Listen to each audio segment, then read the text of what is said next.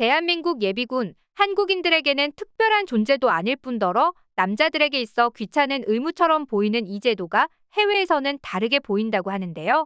한국 군사력의 원천이라는 평가와 더불어 대한민국 남자를 모두 전쟁 기계로 만드는 대단한 힘이라고 치켜세우며 군사 전문가들을 경악하게 만드는 중이죠. 해외에서 바라보는 한국군의 현 주소와 위치, 그리고 예비군을 대하는 해외인의 반응 자세히 알아볼까요? 대한민국 방사는 이제 세계 수준인 것을 모르는 이는 아무도 없을 정도로 민주주의의 최후의 보루라는 평가를 받고 있죠. 그런데 무기만이 아니라 군사의 질적 측면에서도 대한민국이 세계적인 수준이라고 하는데요. 뜻밖에도 미국 청문회에서 이런 이야기가 나왔다고 합니다.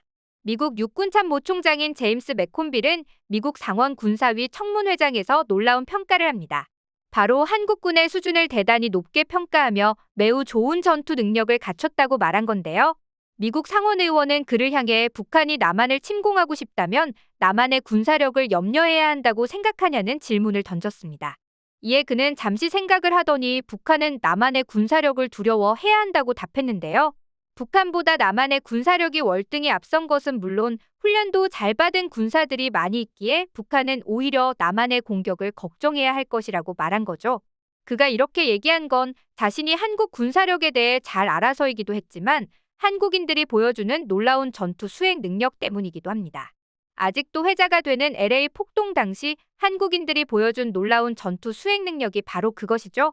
민간인들인 줄 알았던 LA 한인 교민들이 순식간에 바리케이드를 세우고 건물 위에 올라가 총으로 무장한 뒤 공격 인원을 소수의 인원을 방어한 건 아직까지도 전설로 회자되고 있는데요.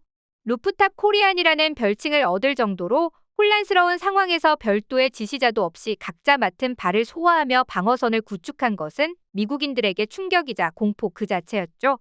총을 다룰 줄 모를 것이라고 생각했던 수더분한 아저씨가 총을 잡자마자 군사 전문가라도 되는 것처럼 일사불란하게 작전 수행을 하는 모습을 보였기 때문이죠. 이런 일이 가능한 것은 바로 대한민국 남자라면 누구나 수행하는 군복무 경험 때문입니다. 농담 삼아 큰 도시에서 전투 부대를 갑자기 만든다고 해도 부대를 꾸리는 게 가능한 국가가 바로 대한민국이죠. 현역의 강도 높은 훈련을 잊지 못해 시간이 흘러도 그 기억을 되새기면서 전투를 할 수 있다는 것이 외국인들에게 있어 놀라운 부분이죠. 특히 예비군 제도를 통해 군 전역 후에도 전투 경험을 되새긴다는 점이 외국인들에게는 생소한 부분이자 동시에 놀라운 부분인데요. 예비군에만 가면 축 늘어져서 아무것도 안 하지만 막상 명령 한 번이면 바로 전투 태세를 갖추고 일사불란하게 움직이는 걸 지켜보면 외국인들 입장에서 이들을 민간인이라고 생각하기 어렵죠. 10년 동안 미국군에서 복무한 해외 유튜버도 한국 예비군의 영상을 보면서 충격을 감추지 못했습니다. 아무리 봐도 가게에서 고기나 팔 것 같은 이들이 총을 주면 능수능란하게 분리조립을 할 수 있는 것은 물론 각 잡힌 자세를 보여주는 것이 대단하다며 대한민국 남자들의 전투력을 높이 평가했죠. 순식간에 엎드려 쏴 자세를 하는 것을 봐라. 저건 아무나 할 수 있는 게 아니다. 어떻게 수십 년 전에 훈련 받았던 내용을 그대로 기억하는지 모르겠다. 경이롭다. 짜고 찍은 거 아니지? 군사 전문가처럼 보이는데 아무리 봐도 영상이 조작된 것 같다. 내 주변 한국인들 모두가 이런 수준이면 나는 기절할 것 같다. 한국인들 정말 멋있다. 한국처럼 남자들 모두 의무복무를 해야 한다고 생각한다. 유튜버의 영상을 본 이들은 하나같이 한국인들의 재빠른 태세 전환에 탐복하는 등 한국인들을 다시 보게 되었다고 감탄하는 반응이 대다수였습니다. 미 군사 전문가인 조니 골드윈도 한국인들의 전투력을 무시해서는 안 된다고 말하며 이들의 군사력이 과소평가되고 있다고 말했는데요. 그는 현역 군인들의 전투력은 말할 것도 없고 예비군으로 편제된 200만에 가까운 한국 남자들이 순식간에 전쟁 기계가 될 수 있다고 말하며 한국은 전력을 한 번도 드러낸 적이 없었다고 지적합니다. 이런 가운데 폴란드 군사 전문 매체도 한국의 국방력을 진지하게 분석한 내용이 화제가 되었습니다. 특히 한국 예비군 수준과 병력에 대한 내용도 있어 많은 관심을 모았었는데요.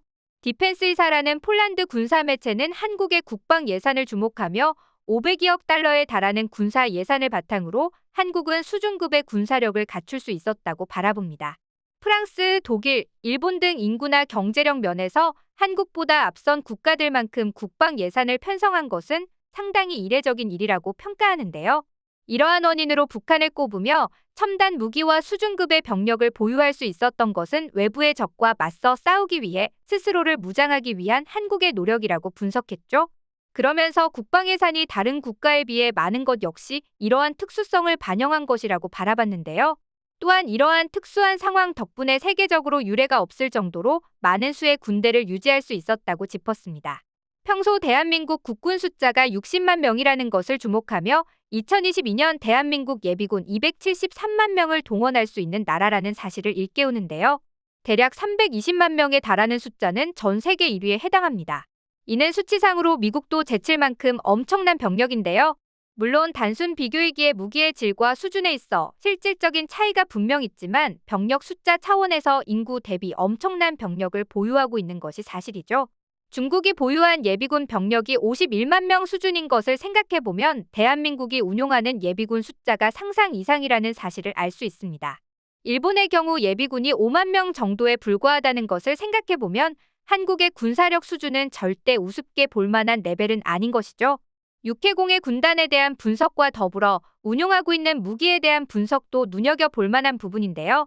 특히 이 매체는 한국의 포병에 대해 상당한 분량을 할애하며 자세히 다뤘는데요.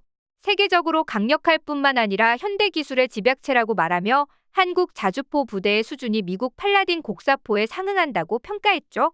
K9 자주포에 대한 언급도 잊지 않습니다. 국내에서 1200대 이상을 운용하고 있다고 말하며 K9 자주포는 강력한 화력을 담당하는 대한민국 대표 무기라는 평가를 내립니다. 105mm 곡사포를 비롯해 107mm, 81mm 자주 박격포를 갖춘 KH-105 50대가 한국에 있다는 사실도 언급했죠. K-39 천무에 대한 언급은 물론 현무 2호, 현무 3호 미사일에 대한 평가도 잊지 않았는데요. 북한이 재래식 병력은 물론 첨단 병력에 있어서도 규모를 늘리며 한국을 위협하고 있지만 세계적인 수준의 군사력을 가진 한국을 만일 북한이 제대로 도발한다면 호되게 당할 수 있다고 경고한 건 덤입니다. 또한 아파치 헬기를 운용하고 있는 한국 항공기에 대한 분석을 통해 한국이 자체 개발한 수리온에 대해서도 높은 평가를 내렸는데요. 자체 개발 자체가 큰 의미가 있다고 말하며 한국이 장비 개발에 있어 한국화하는 것이 어렵지 않을 거라고 말하죠. 그리고 이 모든 것을 고려할 때 한국이 보유한 병력은 사실상 러시아 연방군과 비교할 만한 수준이라는 결론을 내리는데요. 무엇보다 한국이 기술 현대화에 게으르게 대처하지 않았다는 점에서 러시아보다 더 높은 평가를 남겼습니다. 과거 러시아 무기 체계를 받아들이고 이를 운용한 것에 그치지 않고 서방 무기 체계를 적극 받아들이며 무기 개선에 도움이 되는 것은 뭐든 적용했다고 말하며 실용적인 한국 군의 모습에 대해 찬사를 보낸 거죠. 폴란드에서도 놀랍다고 표현한 한국 예비군.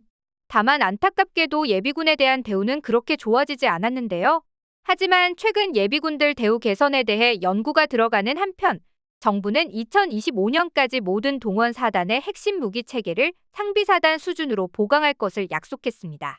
인구 감소에 따른 인구 변화와 시대에 뒤처진 물품들을 새로 개선하겠다는 것인데요. 사업을 통해 한국 예비군들의 처우가 나아지길 기원하며 오늘 영상 마치겠습니다.